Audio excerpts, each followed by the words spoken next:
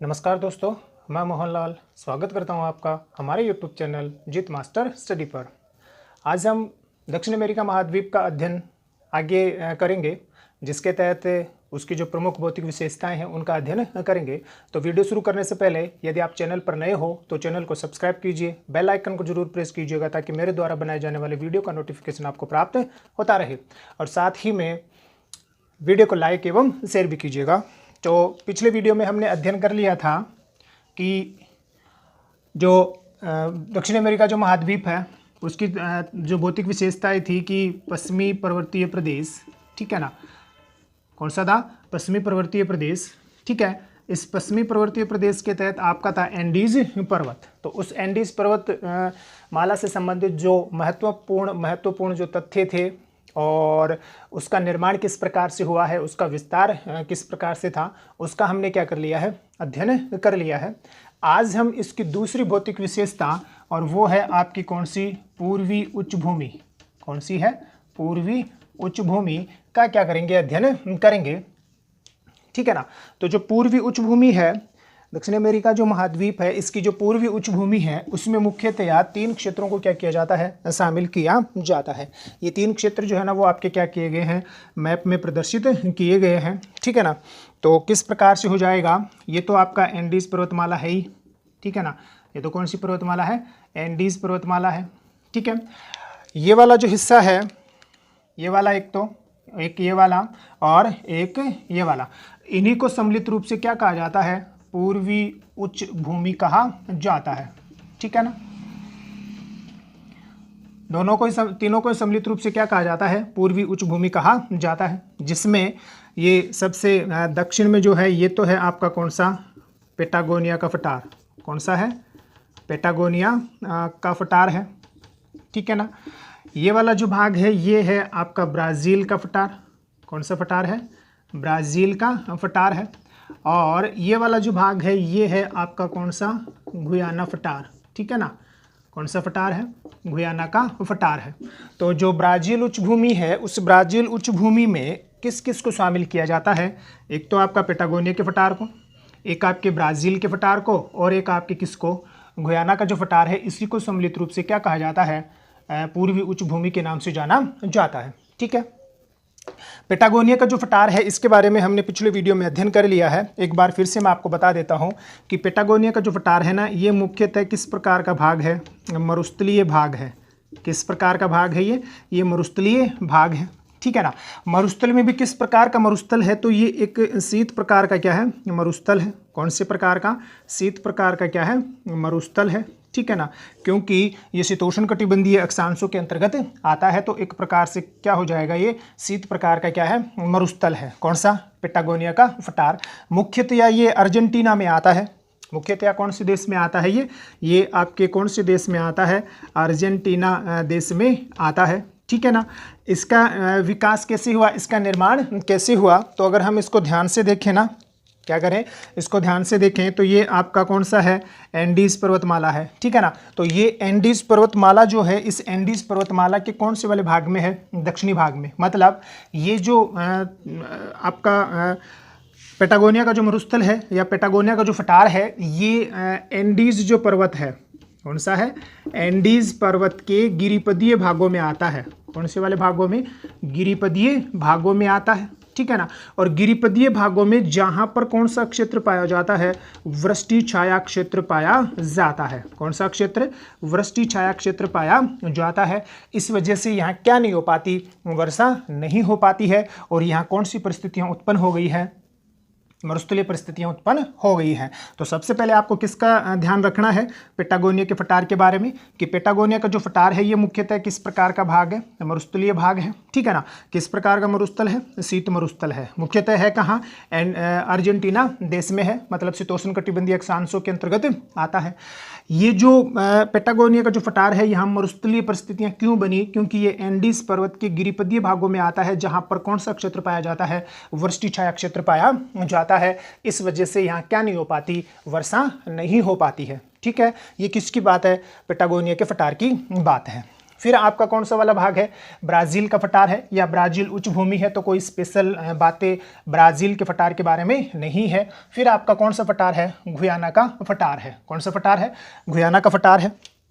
ये जो गुयाना का फटार है ना, ये बड़ा ही क्या है, महत्वपूर्ण है। तो हम अब बात करेंगे किसकी, गुयाना के फटार की, ठीक है ना। तो जो गुयाना का फटार है ये मुख्यतया एक तो कौन से देश में आता है, गुयाना का जो फटार है ये एक तो वेनेजुएला में, कौन से देश में आ रहा है, वेनेजुएला में, और एक कौन से देश में आता है, मुख्यतः गुयाना जो देश है, इन दोनों देशों में आता है कौन सा फटार, गुयाना का फटार, ठीक है। ये जो गुयाना का फटार है, इस गुयाना के फटार से ओरेनिको नदी बहती है। कौन सी नदी बहती है, ओरेनिको नदी बहती है, ठीक है ना। उस ओरेनिको नदी की विस्तृत अध्ययन जो है ना, वो हम अगले इसके भौतिक विशेषता, इसका जो मध्यवर्ती मैदानी भाग है उसमें क्या करेंगे, चर्चा करेंगे। अभी के लिए आपको क्या ध्यान रखना है कि जो गुयाना का फटार है ये मुख्यतः कहाँ फैला हुआ है, वेनेजुएला और गुयाना देश में फैला हुआ है, ठीक है। यहाँ की जो प्रमुख नदी है वो है ओरेनिको नदी बेसिन, ठीक है ना। और ये ओरेनिको जो नदी बेसिन है ये 2-3 चीज़ों के लिए क्या है, प्रसिद्ध है। तो उसकी चर्चा करने से पहले आप ध्यान रख लेना कि गुयाना का जो फटार है और ब्राज़ील का जो फटार है और जो पेटागोनिया का फटार है, इसी को किस नाम से जाना जाता है, पूर्वी उच्च भूमि के नाम से जाना जाता है। किस नाम से जाना जाता है, पूर्वी उच्च भूमि के नाम से जाना जाता है, ठीक है। स्क्रीनशॉट लीजिए, फिर अगली भौतिक विशेषता की बात करते हैं। दक्षिणी अमेरिका की वो है इसका कौन सा भाग, मध्यवर्ती मैदानी भाग, ठीक है ना। कौन सा भाग है, मध्यवर्ती मैदानी भाग है या मध्यवर्ती मैदानी प्रदेश है। ये जो मध्यवर्ती मैदानी प्रदेश है इसके अंतर्गत 3 नदी बेसिनों को मुख्यतः शामिल किया जाता है। एक तो आपका कौन सा, ओरेनिको नदी बेसिन, कौन सा है, ओरेनिको नदी बेसिन को शामिल किया जाता है, ठीक है। दूसरा इसमें जो शामिल किया जाता है वो है आपका कौन सा, अमेजन नदी बेसिन, कौन सा है, अमेजन नदी बेसिन को शामिल किया जाता है। और तीसरा जो है वो है आपका कौन सा,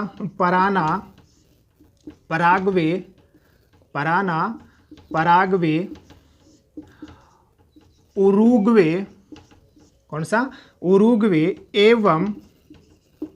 एवं इसकी सहायक या इनकी सहायक नदियों का बेसिन, इनकी सहायक नदियों का बेसिन, ठीक है। तो कौन सा आ जाएगा, पराग्वे, उरुग्वे एवं इनकी सहायक नदियों का जो बेसिन है, जिसको सम्मिलित रूप से, इन सभी नदियों का जो बेसिन है इनको संयुक्त रूप से या सम्मिलित जो रूप है उस सम्मिलित रूप में किस नाम से जाना जाता है, प्लाटा के नाम से जाना जाता है या ला प्लाटा के नाम से जाना जाता है। बहुत ही अच्छा प्रश्न बनता है कि प्लाटा या ला प्लाटा क्या होता है। तो जो आपकी कौन सी नदी बेसिन है, पराग्वे, उरुग्वे एवं इनकी सहायक नदियों का जो बेसिन है, इन्हीं को संयुक्त रूप से किस नाम से जाना जाता है, प्लाटा या ला प्लाटा के नाम से जाना जाता है। तो जो दक्षिणी अमेरिका का जो मध्यवर्ती मैदानी प्रदेश है इसमें मुख्यतया ओरेनिको नदी बेसिन को, अमेजन नदी बेसिन को, पराग्वे और उरुग्वे जो नदी बेसिन है, जिनको क्या कहा जा रहा है, संयुक्त रूप से प्लाटा कहा जा रहा है या ला प्लाटा कहा जा रहा है, को क्या किया जाता है, शामिल किया जाता है, ठीक है। सबसे पहले बात करें किसकी, ओरेनिको जो नदी बेसिन है। तो जो ओरेनिको नदी बेसिन है ना, ओरेनिको जो नदी है वो एंडीज पर्वत से निकलती है। कहाँ से निकलती है, एंडीज पर्वत से निकलती है। कौन सी नदी, ओरेनिको नदी, ठीक है। और एंडीज पर्वत से निकलती है, कोलंबिया जो देश है, वेनेजुएला जो देश है से होकर बहती हुई ये अटलांटिक महासागर में गिरती है। तो ये वाला जो भाग है ना, ये आपका कौन सा नदी बेसिन है, ये आपका कौन सा नदी बेसिन हो जाएगा, ओरेनिको नदी बेसिन हो जाएगा, ठीक है ना।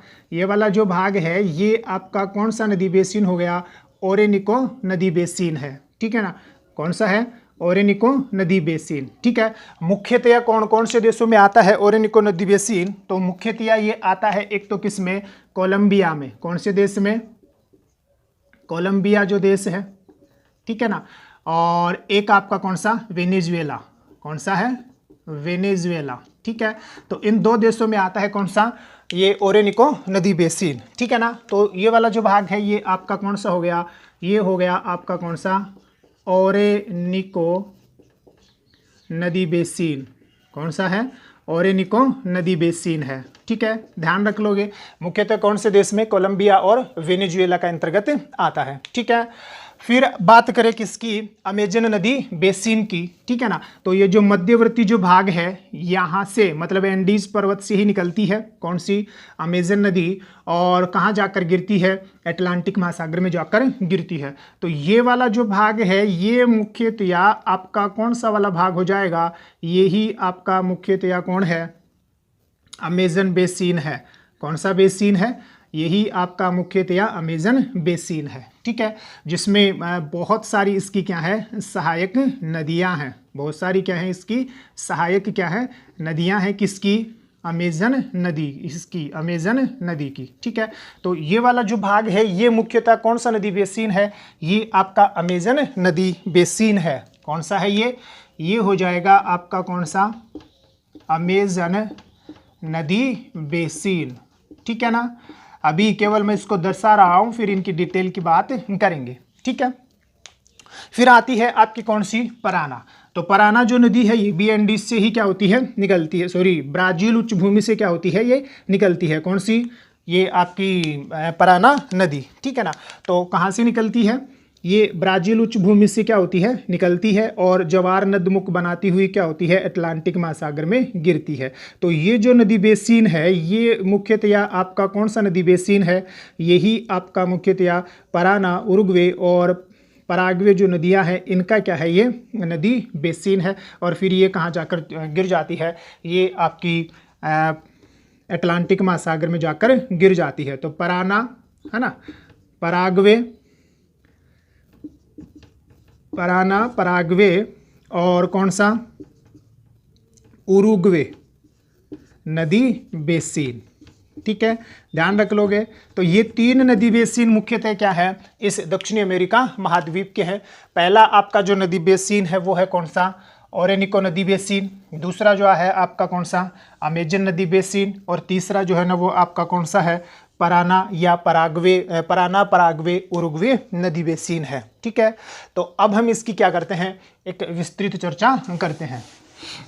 ओरेनिको नदी बेसिन की यदि हम बात करें, ठीक है ना, तो जो ओरेनिको जो नदी है, कौन सी, ओरेनिको जो नदी बेसिन है ये मुख्यतया आपके कोलंबिया और कौन से देश से होकर बहती है, वेनेजुएला देश से होकर बहती है। कौन सी, ओरेनिको नदी बेसिन। ओरेनिको जो नदी है इसकी एक सहायक नदी है जिसका नाम है क्या, केरू। क्या नाम है, केरू या कोरोनी। कौन सी है, कोरोनी, ठीक है ना। तो केरू या कोरोनी इसकी सहायक नदी है, इसकी सहायक नदी है, ठीक है ना। उस सहायक नदी का नाम है कौन सी, चूरण। क्या नाम है, चूरण। ये चूरण जो नदी है, ये चूरण नदी क्या करती है, ये चूरण नदी वेनेजुएला में, कौन से देश में, वेनेजुएला देश में, ध्यान से देख लेना कौन से, वेनेजुएला में, है ना। वेनेजुएला में क्या करती है, एंजिल जलप्रपात बनाती है। कौन सा जलप्रपात, एंजिल जलप्रपात बनाती है।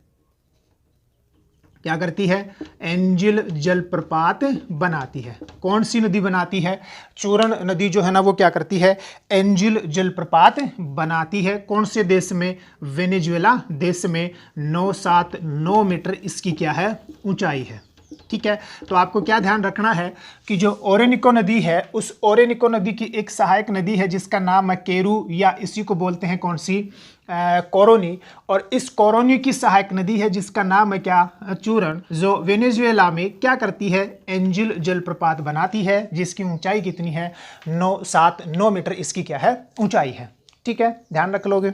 दूसरा, ये जो ओरेनिको जो नदी बेसिन है, ये ओरेनिको नदी बेसिन, पहली बात तो आपकी ये हो गई। दूसरी, ओरेनिको जो नदी बेसिन है विशेषकर वेनेजुएला देश में, तो ओरेनिको जो नदी बेसिन है, कौन सा, ओरेनिको नदी विशेषकर कौन से देश में, वेनेजुएला में। तो ओरेनिको नदी बेसिन तेल भंडारों के लिए क्या है, विश्व प्रसिद्ध है। किसके लिए? तेल भंडार के लिए क्या है, विश्व प्रसिद्ध है। तेल भंडार के लिए क्या है, विश्व प्रसिद्ध है। और ये तेल भंडार जो है ना वो मुख्यतः कौन से देश के? वेनेजुएला के। कौन से देश के? वेनेजुएला देश के हैं।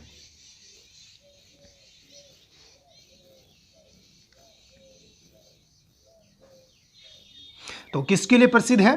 तेल भंडारों के लिए क्या है, प्रसिद्ध है। और कौन से देश में? वेनेजुएला में। कहने का मतलब ये हो गया कि वेनेजुएला जो देश है, इस वेनेजुएला जो देश में ओरिनिको जो नदी बेसिन है, यहाँ पर विश्व के सर्वाधिक तेल भंडारों में से एक मौजूद हैं। कहाँ पर? वेनेजुएला देश में। और आपको पता है कि वेनेजुएला जो देश है ना वो विश्व में किसके लिए जाना जाता है? अपने तेल भंडारों के लिए ही क्या किया जाता है? जाना जाता है। तीसरी बात ये आप ध्यान रखोगे। चौथी बात आपको क्या ध्यान रखनी है कि यहीं पर इसी नदी बेसिन में मराकेबो, कौन है? मराकेबो, या इसका दूसरा नाम मारकेरिबो, कारिबो, क्या नाम मिल जाएगा? मारकारिबो भी नाम मिल जाएगा। तो जो मराकेबो जो झील है, कौन सी? मराकेबो जो झील है, ये भी किसके लिए प्रसिद्ध है? ये भी तेल भंडारों के लिए ही क्या है? प्रसिद्ध है। और है कहाँ? इसी वेनेजुएला वाले भाग में है, ठीक है ना, जहाँ पर आपका ओरिनिको नदी बेसिन है, तो वहीं पर आती है, मतलब गुयाना के पठार पर ही आती है। कौन से पठार पर आती है? गुयाना के पठार पर ही आती है। कौन सी झील? मारकारिबो झील या मराकेबो झील, जो किसके लिए प्रसिद्ध है? तेल भंडारों के लिए क्या है? प्रसिद्ध है। किसके लिए प्रसिद्ध है? तेल भंडारों के लिए क्या है? प्रसिद्ध है। और साथ ही में आपको यह भी ध्यान रखना है कि मराकेबो जो झील है ये दक्षिणी अमेरिका महाद्वीप की, किसकी? दक्षिणी अमेरिका महाद्वीप की क्या है? सबसे बड़ी झील भी है। क्या है ये? सबसे बड़ी झील भी है। कौन सी? कौन सी है? कौन सी है? मारकारेबो जो झील है वो क्या है? इस दक्षिणी अमेरिका महाद्वीप की सबसे बड़ी क्या है? झील है। ठीक है। चौथी बात आपको किसके बारे में? ओरिनिको नदी बेसिन के बारे में ये ध्यान रखना है कि ओरिनिको नदी बेसिन में जो वनस्पति पाई जाती है, क्या पाई जाती है? ओरिनिको जो नदी बेसिन है, इस ओरिनिको नदी बेसिन में जो वनस्पति पाई जाती है या यहाँ जो घास के मैदान पाए जाते हैं, क्या होते हैं? घास के मैदान यहाँ पाए जाते हैं, उनको क्या कहा जाता है? वो किस प्रकार के हैं? पहली बात तो ये ध्यान रख लेना, वो किस प्रकार के हैं? सवाना प्रकार की वनस्पति है या सवाना प्रकार के क्या है? घास के मैदान है। या कौन से प्रकार के? उष्णकटिबंधीय क्या है? घास के मैदान या उष्णकटिबंधीय वनस्पति है।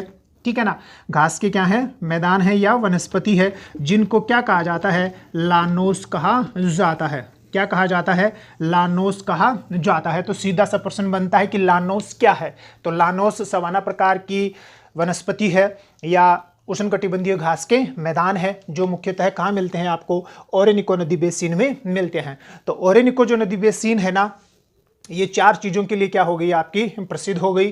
कि एक तो इसकी केरू की जो सहायक नदी है, कौन सी? चूरन, ये क्या करती है? एंजिल जलप्रपात बनाती है, विश्व प्रसिद्ध, जो कितने मीटर ऊंचा है? 9 मीटर ऊंचा है। कौन से देश में आता है? वेनेजुएला में। दूसरा, ओरिनिको जो नदी बेसिन है ना, ये विश्व में तेल भंडारों के लिए प्रसिद्ध है। आपको पता है कि वेनेजुएला जो है ना, यहाँ पर विश्व के सर्वाधिक तेल भंडारों में से एक है। कहाँ पर? वेनेजुएला में। ठीक है ना। फिर तीसरा, इसी नदी बेसिन में कौन सी झील आती है? मराकेबो या मारकारिबो झील आती है, जो दो चीज़ों के लिए प्रसिद्ध है। एक तो किसके लिए? तेल भंडार के लिए, और दूसरा ये दक्षिणी अमेरिका की क्या है? सबसे बड़ी झील भी है। और सबसे महत्वपूर्ण, ओरिनिको नदी बेसिन में जो सवाना प्रकार की वनस्पति पाई जाती है या उष्णकटिबंधीय जो घास के मैदान पाए जाते हैं, उनको क्या कहा जाता है? उनको लानोस कहा जाता है। क्या कहा जाता है? लानोस कहा जाता है। ध्यान रख लोगे, क्या कहा जाता है? लानोस कहा जाता है। ठीक है, स्क्रीनशॉट लीजिए। फिर किसकी बात करते हैं? अमेजन नदी बेसिन की बात करते हैं। अब बात करते हैं किसकी? अमेजन नदी बेसिन की। किसकी बात करते हैं? अमेजन नदी बेसिन। ठीक है, तो बहुत सारी बातें हैं किसके बारे में? अमेजन नदी बेसिन के बारे में। सबसे पहले तो आपको क्या ध्यान रखना है कि अमेजन जो नदी है ना, ये एंडीज पर्वत से निकलती है और अटलांटिक महासागर में गिरती है। जहां ये अटलांटिक महासागर में गिरती है ना, मतलब ये वाला जो हिस्सा है, ठीक है। ये वाला जो हिस्सा है जहाँ ये कहाँ गिरती है, अटलांटिक महासागर में, यहाँ पर ये है भूमध्य रेखा को क्या करती है, काटती है। किसको काटती है, यहाँ पर ये भूमध्य रेखा को काटती है। मतलब ये भूमध्य रेखा को काटती हुई क्या करती है, अटलांटिक महासागर में गिरती है।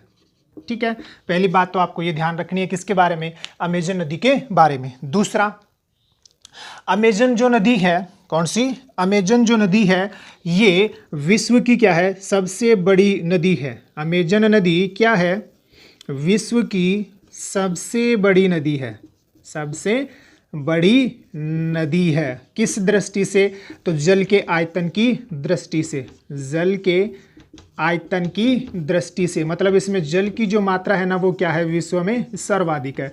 तो ये विश्व की क्या है, सबसे बड़ी नदी है। तीसरा, कौन सी नदी के बाद में, नील नदी के बाद में। नील नदी अफ्रीका महाद्वीप है ना, इजिप्ट, मिस्र, इसी का तो वरदान कहलाता है ना। तो नील नदी के बाद, किसके बाद, नील नदी के बाद ये क्या है, विश्व की दूसरी सबसे लंबी नदी भी है, दूसरी सबसे लंबी नदी भी है। कौन सी, अमेजन नदी।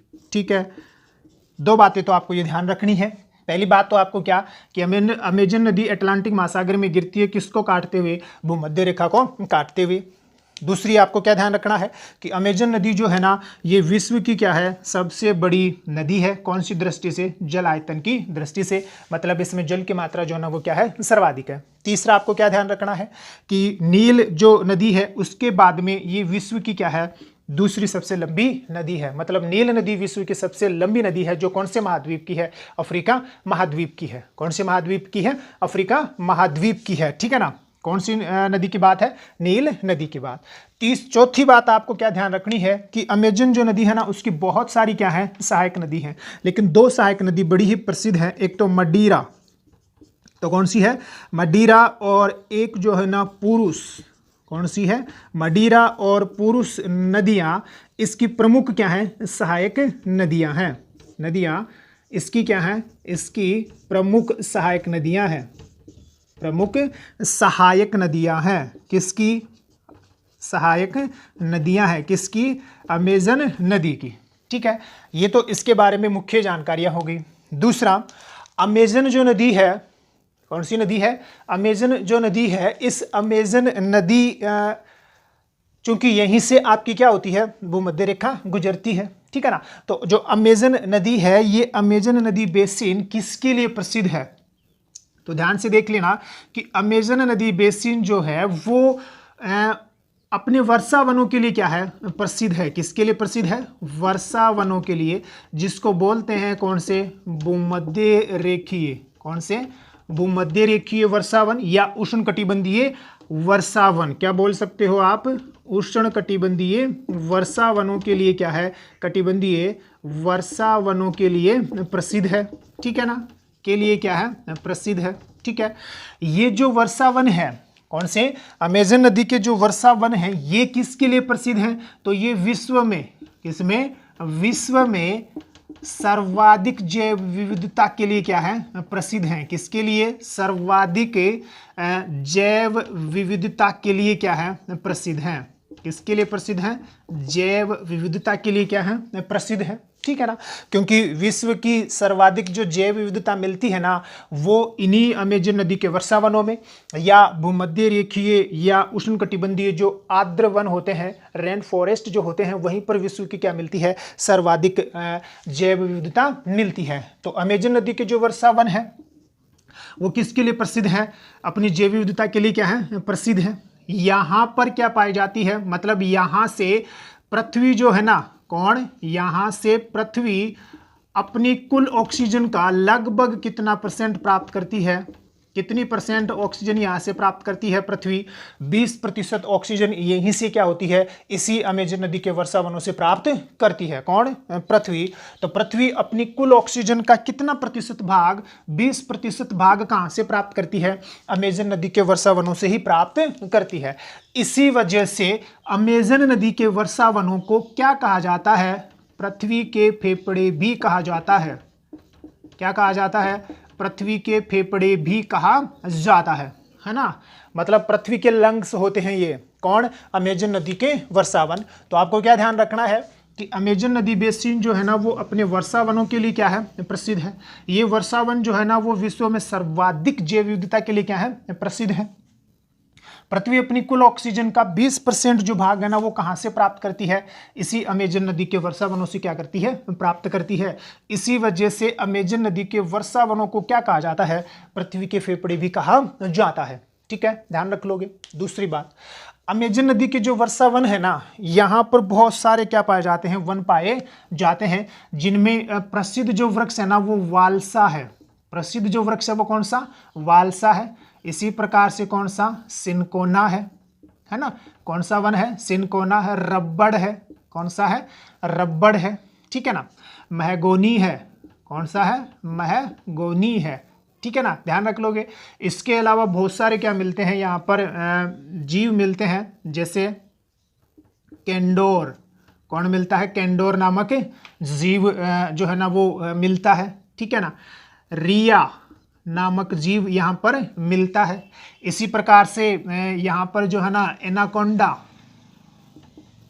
कौन सा जीव मिलता है, एनाकोंडा जीव भी यहीं पर मिलता है। ठीक है ना, तो ये मुख्य क्या मिलते हैं यहाँ पर, वृक्ष हैं, जिनमें वालसा है, कौन सा है, सिनकोना है, रबड़ है, महगोनी है। बहुत सारे क्या मिलते हैं, विचित्र प्रकार के जीव मिलते हैं, जिसमें केंडोर है, कौन सा जीव है, केंडोर। ठीक है ना, इसी प्रकार से कौन सा, रिया। इसी प्रकार से कौन सा, एनाकोंडा, सांप है, नाम सुना ही होगा ना। तो ये कहाँ मिलते हैं, सब के सब इसी अमेजन नदी के वर्षावनों में मिलते हैं, जिसमें 2-3 के बारे में आपको ध्यान रखना चाहिए कि वालसा जो होता है ना, ये एक बिल्कुल ही हल्की लकड़ी जो है ना इससे क्या होती है, प्राप्त होती है, किससे, वालसा जो वृक्ष है उससे।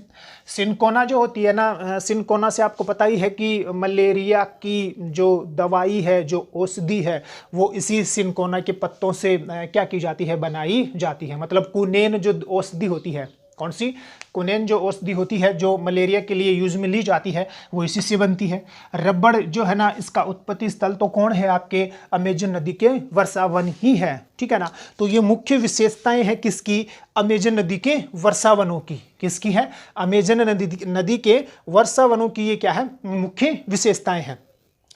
इसके साथ भी और भी बहुत सारी क्या है, विशेषताएं हैं। तो आप एक बार इसका क्या कीजिए, स्क्रीनशॉट लीजिए। अब आगे बात करें तो अमेजन नदी के जो वर्षावन है उनकी मुख्य मुख्य विशेषताएं हमने देखी। तो अब आपको क्या ध्यान रखना है कि अमेजन नदी की जो वर्षा, मतलब अमेजन जो बेसिन है, अमेजन नदी जो बेसिन है, कौन सा, अमेजन नदी जो बेसिन है, इस अमेजन नदी बेसिन के उत्तरी भाग में, कौन से भाग में, उत्तरी भाग में जो सवाना प्रकार की वनस्पति मिलती है, कौन से प्रकार की, सवाना प्रकार की, या कौन सी, उष्णकटिबंधीय प्रकार की, या उष्णकटिबंधीय जो वनस्पति मिलती है, क्या मिलती है, वनस्पति, या जो क्या मिलते हैं, घास के मैदान मिलते हैं, पहले चर्चा की जा चुकी है ना।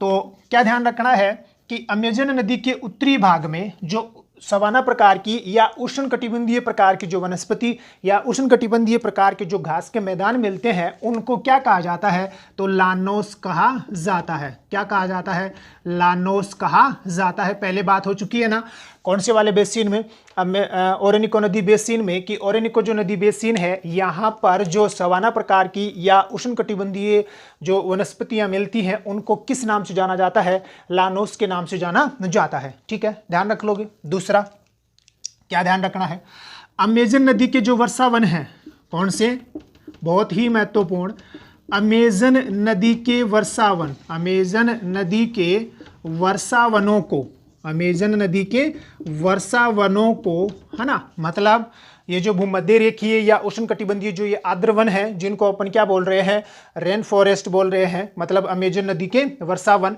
या भूमध्य रेखीय जो वर्षावन है, इन वर्षावनों को यहाँ स्थानीय नाम दिया जाता है, और उस स्थानीय नाम क्या है, सेलवास है। क्या है, सेलवास। तो आपको क्या ध्यान रखना है कि सेलवास वास्तव में होता क्या है, तो अमेजन नदी के जो वर्षावन है, किसके, अमेजन नदी के जो वर्षावन है, इन वर्षावनों को स्थानीय भाषा में किस नाम से जाना जाता है, सेलवास के नाम से जाना जाता है। किस नाम से, सेलवास के नाम से जाना जाता है। ध्यान रख लोगे। फिर एक शब्द आता है जिसका नाम है सोलास। ये तो सेलवास है, एक नाम आता है किसका, सोलास का। तो ये सोलास क्या होता है, कौन सा, ये सोलास क्या होता है। तो इसके बारे में आपको ये ध्यान रखना है कि भारत का जो प्रायद्वीपीय पठार है, भारत का कौन सा जो प्रायद्वीपीय पठार है, बहुत ही महत्वपूर्ण प्रश्न बनता है ये, कि भारत के प्रायद्वीपीय पठार पर पाए जाने वाले, भारत के प्रायद्वीपीय पठार पर पाए जाने वाले शीतोष्ण कटिबंधीय जो वन है, कौन से, शीतोष्ण कटिबंधीय जो वन है, उन वनों को क्या कहा जाता है, उन वनों को सोलास कहा जाता है। तो मिलता जुलता शब्द है आपका कौन सा, सेलवास। कौन सा, सेलवास। तो अमेजन नदी के जो वर्षावन है उनको स्थानीय भाषा में क्या कहा जाता है, सेलवास कहा जाता है। सोलास क्या होता है, तो सोलास प्रायद्वीपीय पठार पर पाए जाने वाले जो शीतोष्ण कटिबंधीय घास के मैदान है उनको क्या कहा जाता है, सोलास कहा जाता है। फिर तीसरी बात आपको क्या ध्यान रखनी है कि अमेजन नदी बेसिन के दक्षिणी भाग में, कौन से भाग में, अमेजन नदी बेसिन के दक्षिणी भाग में जो कौन से प्रकार की, सवाना प्रकार की वनस्पति मिलती है, कौन से प्रकार की, सवाना प्रकार की, या फिर वही कौन सी, उष्णकटिबंधीय प्रकार की जो वनस्पति मिलती है, या बोले तो घास के जो मैदान मिलते हैं, है ना, उष्णकटिबंधीय घास के जो मैदान मिलते हैं, उन मैदानों को क्या कहा जाता है, उन मैदानों को कैंपोज कहा जाता है, कैंपोज कहा जाता है। क्या कहा जाता है, कैंपोज कहा जाता है, या कंपाज, क्या कहा जाता है,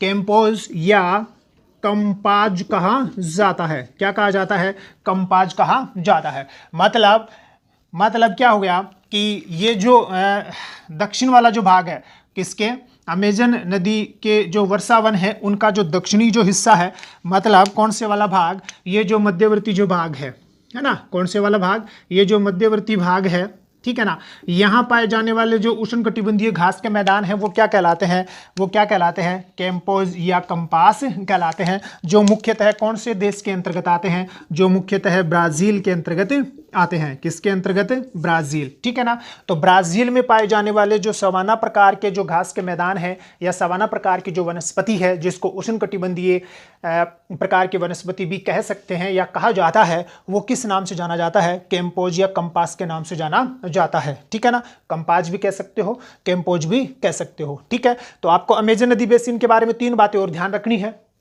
कि अमेजन नदी बेसिन के उत्तर में जो सवाना प्रकार की वनस्पति पाई जाती है, विशेषकर कौन से नदी बेसिन में, ये जो आपका ओरोनिको जो नदी बेसिन है, मतलब वेनेजुएला जो देश है, यहाँ पर जो आपकी सवाना प्रकार की वनस्पति मिलती है उसको लानोस कहते हैं। अमेजन नदी के जो वर्षावन है उनको स्थानीय भाषा में सेलवास कहते हैं। फिर सोलास इसी से मिलता जुलता एक शब्द है। तो सोलास क्या होता है, प्रायद्वीपीय पठार पर पाए जाने वाले शीतोष्ण कटिबंधीय जो घास के मैदान है वो क्या कहलाते हैं, सोलास कहलाते हैं। और अमेजन नदी के नदी बेसिन का जो दक्षिणी भाग है, उस दक्षिणी भाग में पाए जाने वाले जो शीतोष्ण कटिबंधीय घास या वनस्पति होती है उसको क्या कहा जाता है, कैंपोज या कंपाज कहा जाता है, जो कहाँ मिलते हैं, ब्राज़ील में, ठीक है। लास्ट अपना जो नदी बेसिन बचा है वो पराना, उरुग्वे, है ना, और पराग्वे जो नदी बेसिन है वो बचा है। ये भी बहुत ही ज़्यादा क्या है, महत्वपूर्ण है, क्योंकि यहाँ पर जो है ना, इस नदी बेसिन में आपके ग्रान चाको जो घास है या ग्रान चाको प्रकार की जो वनस्पति है वो पाई जाती है। और इसके दक्षिण में आओगे ना तो उत्तरी अर्जेंटीना और जो उरुग्वे वाले जो भाग है, अर्जेंटीना और उरुग्वे वाले जो भाग हैं, यहाँ पर शीतोष्ण कटिबंधीय घास के मैदान पाए जाते हैं, ठीक है ना, जिनको पंपाज कहा जाता है, ठीक है। जो ग्रान चाको है, जो पंपाज है, वो वृहद स्तर पर इनमें क्या किया जाता है, पशुपालन किया जाता है और गेहूं की कृषि वृहद स्तर पर की जाती है। कहाँ पर, दक्षिणी अमेरिका में। तो अन्य बहुत सारी क्या बची हैं, अभी विशेषताएं बची हैं। आज के लिए इतना ही। मुझे उम्मीद है कि आपको वीडियो जरूर पसंद आएगा। पसंद आए तो इसे लाइक भी कीजिए और ज़्यादा से ज़्यादा शेयर भी कीजिए। यदि चैनल पर आप नए हो तो चैनल को सब्सक्राइब भी कीजिए, ठीक है। धन्यवाद।